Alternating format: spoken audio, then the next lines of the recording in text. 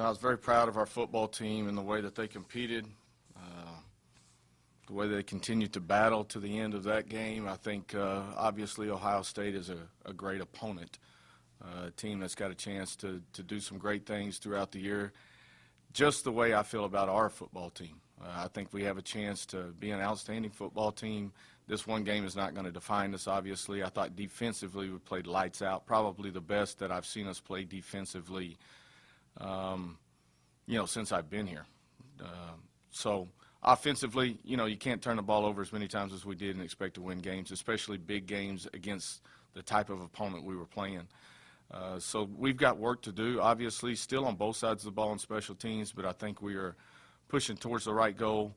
And, again, it's game 2, working on game 3. We've got a great opponent in North Carolina A&T that's coming in here that were actually 10-2 last year, won the Air Force Reserve Celebration Bowl. Coach Broadway's done a great job with his program, and they've won a ton of games no matter where he's been. So got our hands full this week. We need to get back on the practice field and go to work and get prepared. Just to address this and get it out of the way, how do you, as a coach, balance the whole freedom of speech thing with what people are doing pregame with the team element? Yeah, it's obviously a tough issue. And I think, first off, for me personally, I have a ton of respect, and so does our university and our football team. I have a ton of respect for the men and women of our armed forces and our military and what they have fought to protect and to serve. I've got family members that have served our country and fought in wars and done all of that. And my hat is off to them and to the men and women that are doing it right now. Keanu and I have sat down and we visited. I'll visit with our team this afternoon about it, and we'll go from there. It's a very hot topic right now, and it's a tough situation for a lot of different people. And so it's something that we don't take, without caution to. So we'll deal with it and we'll move on from there, and that's about it. I'll just follow up on that real fast. Obviously, it's unusual to have a situation when the players are out there for the national anthem. Was that something you were even aware of, that possibility happening, or something you had talked about? To be completely honest, I knew we were going to be out there for the national anthem. Never once did it cross my mind that this might happen. Obviously, I didn't even find out about it until after the game was over. Our team was down there huddled up and praying. And I was actually on the other end, still coming out of the tunnel, just on the other side of the team box. So I didn't find out about it until afterwards. So more times than not, no, we are not out on the field during the national anthem. That wasn't really my question, so I'm not giving up the microphone. You mentioned the defense being the best that you've seen. When you evaluate how the defense has played through 2 games, is there anything specific you can attribute their play to? Obviously, they're hungry to improve, but is there anything specific? It seems like every position is better. I really think our defensive staff, in conjunction with Coach Young and Coach Norwood, obviously, really coming back in after last season. Because you got to think last season we were trying to kind of mesh 2 defenses together, with ideas that Coach Young was bringing in, ideas that Coach Norwood was bringing in, and everybody else in the staff room. And so when you're putting those 2 things together, being able to kind of make the best of both of them work, coming back in the spring, I think they had a chance to really watch all the tape from last year, be able to cut down on some verbiage, make some things easier, make our checks better. And I think just being year 2 in our defense, our guys understand what we're trying to accomplish from the defensive side, and being able to really line up, recognize what's going on, and be able to play downhill and trigger on things. I think that has allowed us to be a much faster and a more explosive type defense. So, again, coaches have done a great job, but the players have done a great job of really studying and being in tune to what we're trying to do from a schematic standpoint, how we attack people. You mentioned talking to Keanu about it. Did you kind of understand where he's coming from through that conversation? Well, my conversation with him is obviously going to stay between he and I. But what I did try to present to him, and you can ask any of my players, there'll be two of them up here in a minute. My door's always open, and I'm going to actually listen to what you have to say. You know, it's not going to be a closed type of environment. I'm going to listen to what you got to say, and we're both going to sit in there, and we're going to talk as men, and we'll work through whatever issues that we have. I'm going to be honest and upfront with them on the way I stand and see things, and I want them to do the same with me. I think if you'll have that type of relationship, I think we live in a country that we have to respect people's choices, and we have to respect feelings as they come across. And I think if we're genuine with each other, those things take care of themselves. It looked like he had a heck of a ball game. Can you talk about how, in a short amount of time he's been able to? He's been an outstanding player for us. He's done a great job the two games that he's played, as well as the rest of everybody else on our defense. We've had guys being able to come in and play, and when you go and recruit a junior college corner, more times than not, you're not bringing junior college kids in to sit and wait. You're bringing them in to help you with an area that you feel like that we need a little boost in. And so he's done a good job of being able to come in and pick up what we're doing defensively and step in and play. And he plays with a lot of passion and a lot of heart. I would imagine there was more anger as far as emotions from the players were concerned after that game in Columbus, maybe even more so than OU or anything last year, just because the scoreboard looked the way it was, and maybe the players feeling like that wasn't a true representation of what we can do. Would I be correct? Yeah, I think you're exactly on point with that. I mean, obviously, at a minimum, you go in 13-3. When you go in 20-3, a lot of things happened there in the last 3 minutes that really kind of took us out of the football game. But there's things in the first half that we could have made plays on and made different situations or had a call go our way here or there that could have changed the course of it too. So I thought both sides of us all the way across the board went in with a good plan. Obviously I don't think the score is a great indication of how the football game was. So obviously very disappointed, very hurt. I think our guys really went into it with the mindset that we wanted to, with the idea we're going in here to win and expecting to win against an outstanding, traditionally strong program. But our guys believed in what they were fixing to do. And so when it doesn't work out that way, obviously you're hurt and disappointed. But the flip side of it is it's football season, and we've got a big game coming up this Saturday that we have to be ready for. I mean, they just beat Kent State at their place in 4 overtimes. So an extremely quality opponent. And if you're sitting here worried about last week, we're not going to be ready for this week. Coach Montgomery, you talked to it, but at the end of the first half, when you have a couple interceptions, looking back on it in hindsight, do you feel that you may have been a little over-aggressive, and then going forward, do you still think you should still keep that same aggression if you're put in a situation like that? Yeah, the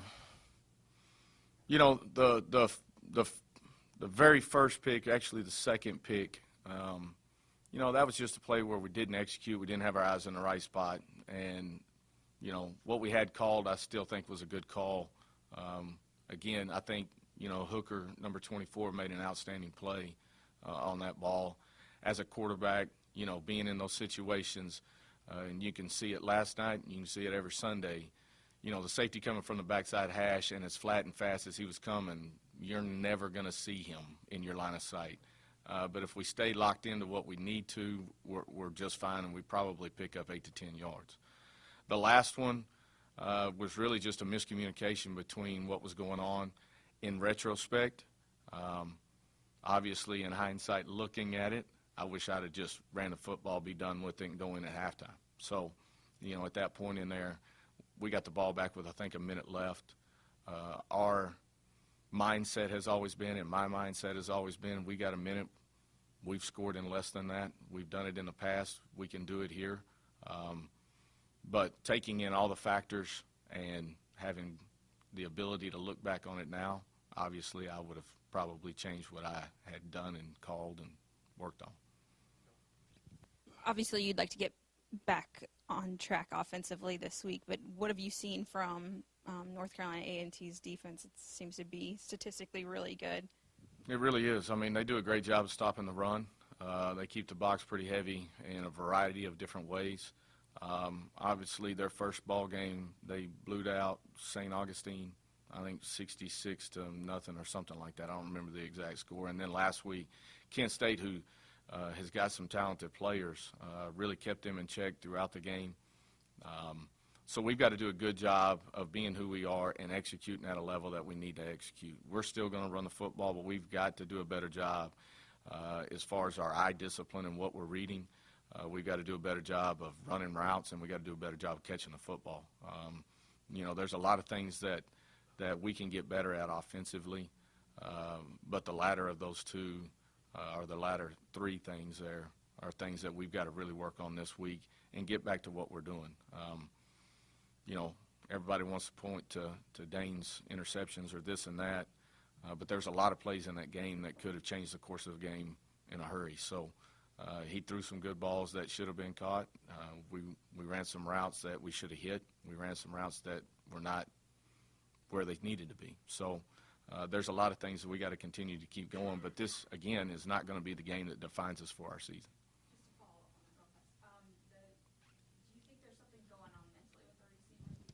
No, I think we got some young guys still. I mean,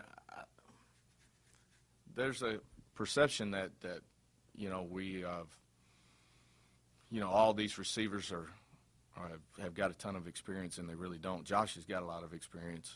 Keevan's got experience, and Hobbs has a little bit. Nigel and Bishop and some others that have got to step in and play don't have the type of experience coming into the season that those other three of the other two do. You're going to have some growing pains as you go through that part of it. As much as we miss Kieras, and those are huge shoes to fill, we miss, Connor just as much, because Connor's that guy that runs great routes, that's where he's supposed to be, that's catching the football, that's doing the little things, as I like to say, he's the handyman. He's around fixing everything.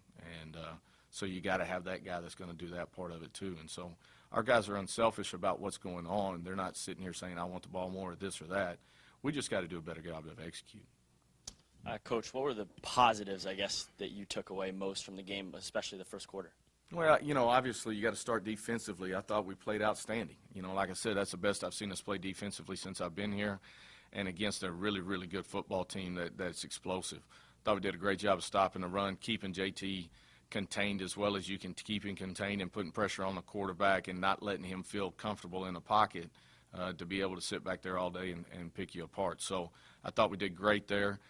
Early in the game, I thought our tempo was at a rate that I wanted it to be at. With that being said, I think we ran the football well early in certain situations.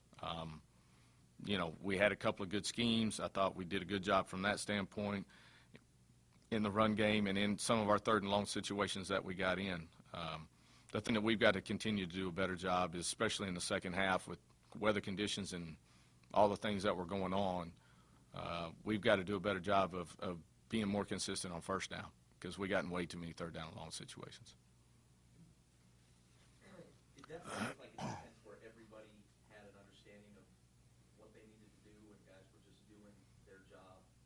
Can you talk about the job that Coach Young and Coach Norwood have done?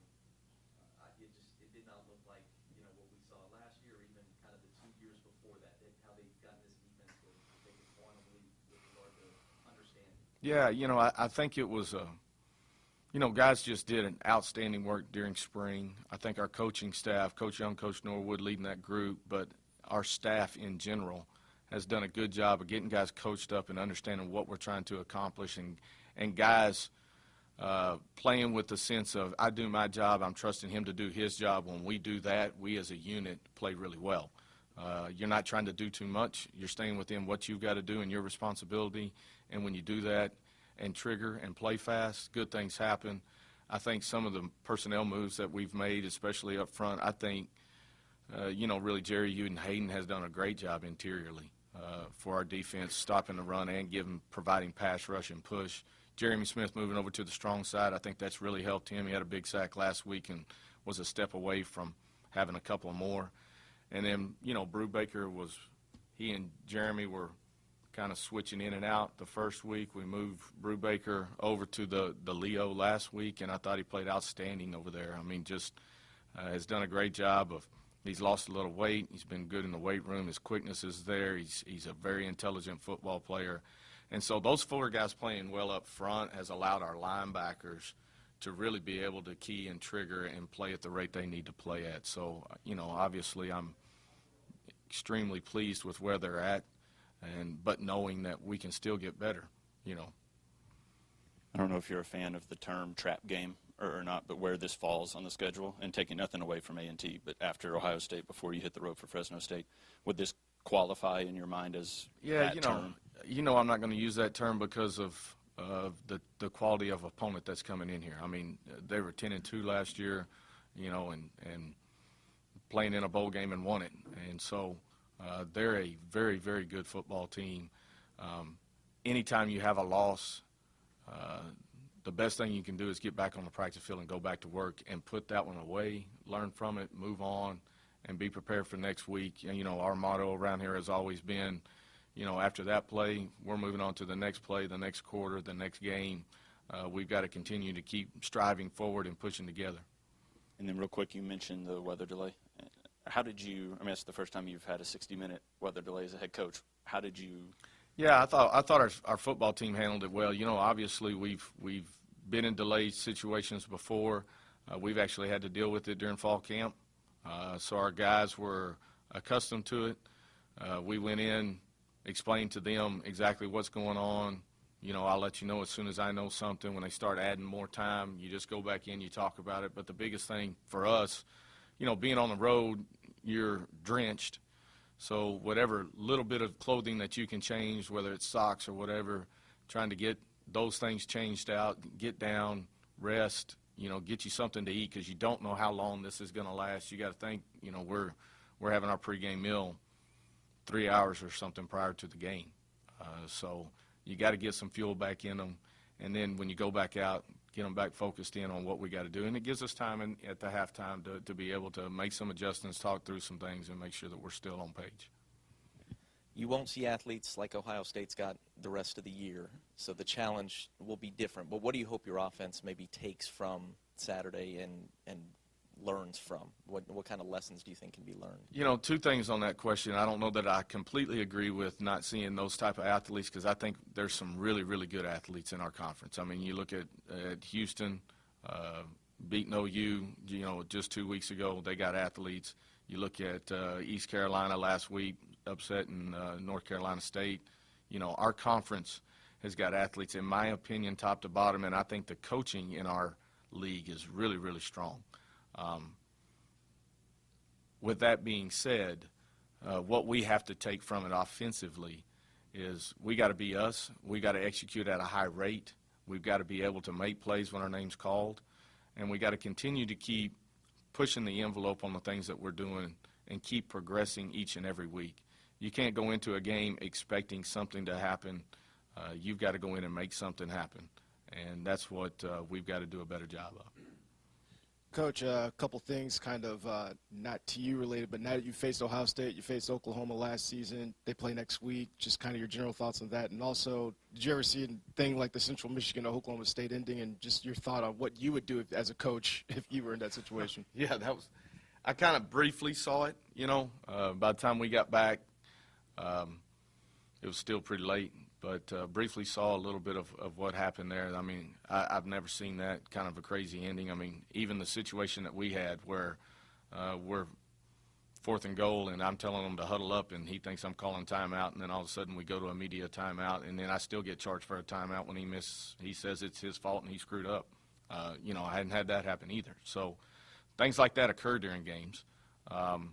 That situation is crazy. Now, as far as Ohio State, Oklahoma, I think it'll be an outstanding game. Both of them are good defensively. Both of them can be explosive offensively. How that's going to play out, I don't know. If I'm Oklahoma, I want to make sure that P. Ryan's ready.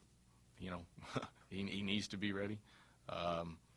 And then defensively, you got to do a great job of what they do offensively. I mean, JT can hurt you. Their running back's really good, and they got weapons on the outside, and they are really big. I mean, you looked at their tackle. That dude's a giant, you know. So it'll be a great matchup, and I think it'll be an exciting football game. Wish them both luck. One last thing on Keanu. I know family, that word means a lot to you, and the team is a family. You said you're going to meet with them. Obviously, you know, people and families can have different opinions, and on a football team with 100 guys are obviously going to be, you know, have different opinions on things. How important is it for a team to work through that? And I'm sure you guys feel like you have a base in place where the culture is such that wouldn't be a problem. And that sort of thing's not a problem typically, I don't think, with football. You know, I think more than anything, we have great leadership on this football team. You know, we got great seniors. We've got even juniors and sophomores that are in leadership type positions. You know, I think we've done a good job of nurturing that part of it. And I think our leadership within our locker room and within our coaching staff and us as a family being able to be open and honest about where we're at and what we're doing and feelings within the room. Within families, you have that dynamic. And if you've got a good family, you're able to sit and talk and be honest about where you're at and what you're doing. So we'll handle it that way from that standpoint. All right? Thank you.